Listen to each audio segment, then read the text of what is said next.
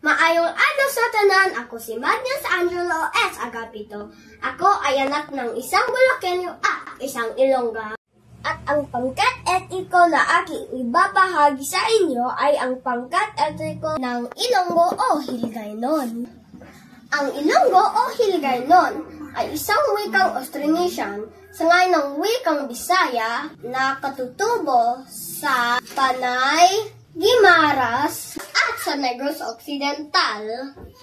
Sila ay matatagpuan sa Western Visayas. Ang Ilonggo o Hiligaynon ay kilala sa kanilang pagmamahal sa pamilya at kasiyahang loob. At kilala rin sila sa pagiging malambing. Malambing sa pananalita at sa kilos. Kilala ang Ilonggo o Hiligaynon sa kanilang buhay na mga pista.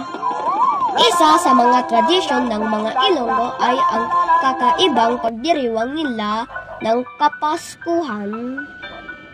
Mula sa maingay na kampana tuwing simbang gabi at ang pagsasagawa ng Viva Parol o ang sabay-sabay na pagkanta sa saliw ng iba't ibang kantang pangpasko.